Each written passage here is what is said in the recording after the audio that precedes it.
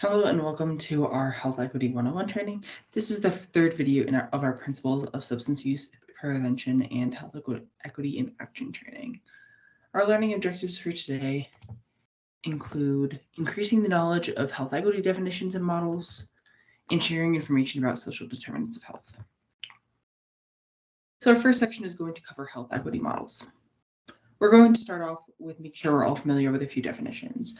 Our first one is bias. Bias is prejudice towards one group and its members relative to another group. There are two different types of bias: explicit bias, which we can self-report and are aware of, and implicit bias, which is bias that's below the surface. People don't really realize that they have it. But both of these types of bias can impact our actions. Just one we are more aware of and one is more unconscious. Our next definition is structural racism, which is the history and current reality of institutional racism across all institutions, combining to create a system that negatively impacts communities of color. Next is racial inequity, which explains that race can be used to predict life outcomes, for example, disproportionality in education, jobs, and criminal justice. And lastly, we have racial equity, which would be achieved when race can no longer be used to predict life outcomes and outcomes for all groups are improved. In public health, we like to talk a lot about equity. So we used to talk more about equality, and in this graphic, equality would mean that everyone is getting the same step stool to get to the apple tree. And in other words, everyone in the community is getting the same help to get to the same goal, no matter whether their needs are actually, lower or higher. So we now try to focus more on equity, which recognizes that different people have different needs to achieve the same goal. In this image, the shorter person might need a taller step stool to get to the apple, whereas the taller person might need a little bit of help, just not as much help as that shorter person. So equity is focused on putting everyone on that level playing field, and giving a little extra help to the people who might need it.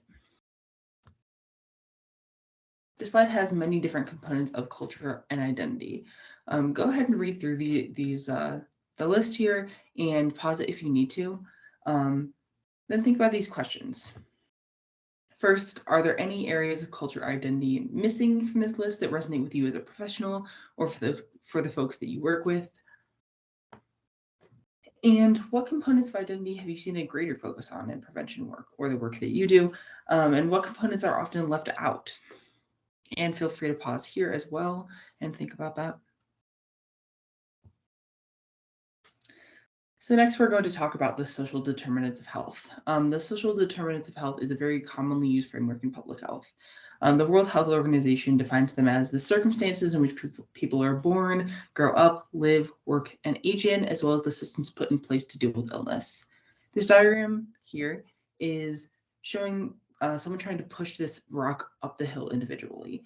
The rock is representing health hazards, and this person is individually trying to push those health hazards away. So we can see that it can be very difficult to push that rock up the hill, especially when that hill is really, really steep.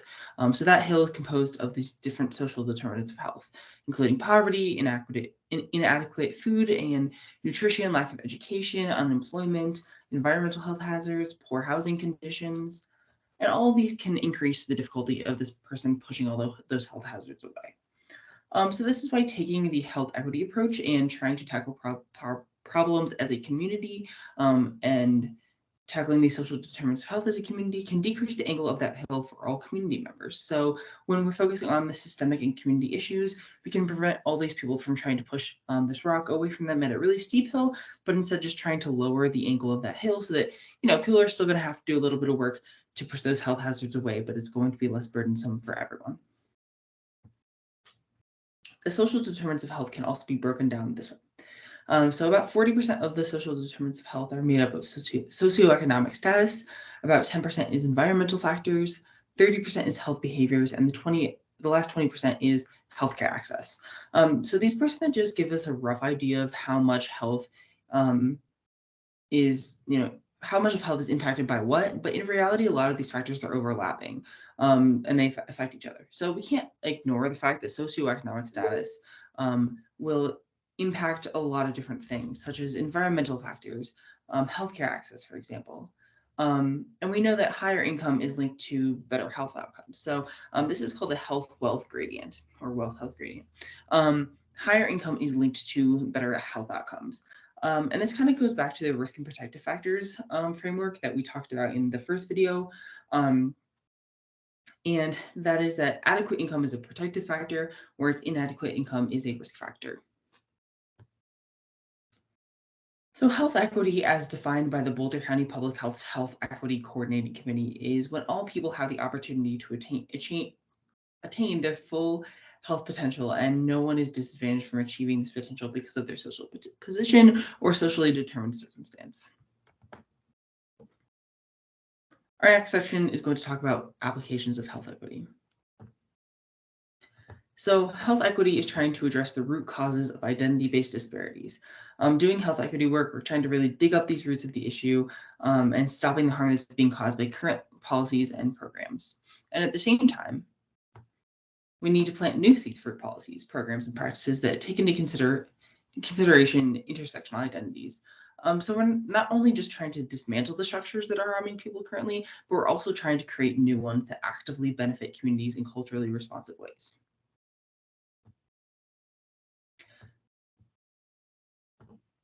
So this framework is called the Water of Systems Change Framework, which is developed by FSG, and their original framework is shown in the bottom left. So similar to an iceberg, the largest and longest lasting change is the transformative change at the bottom there. It's aiming to change mental models, so hearts and minds, and it's implicit, so it's going to take a long time, but is the most powerful change and longest lasting change.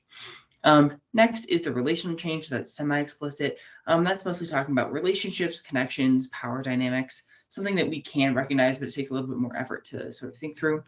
And then lastly is structural change. So that's the explicit change, things that are pretty obvious like policies, practices, and resource flows. So this slide is just a little shout out to a TED Talk by Dr. Kamara Jones.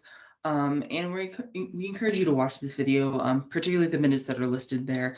And the clip is sort of summarized on this slide as well. So that's a little homework for you if you want to look up that video and watch at least those minutes or the entire video if you're up for that.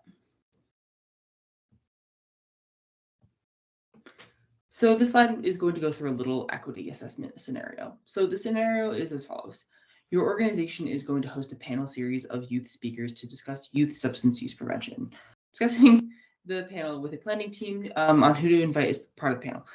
So imagine that you're discussing this with your team.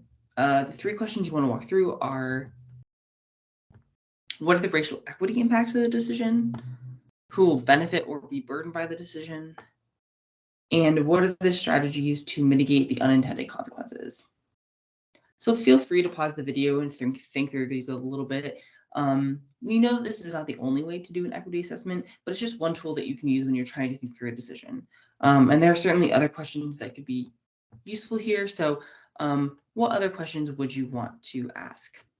So feel free to pause there again and think through some of these.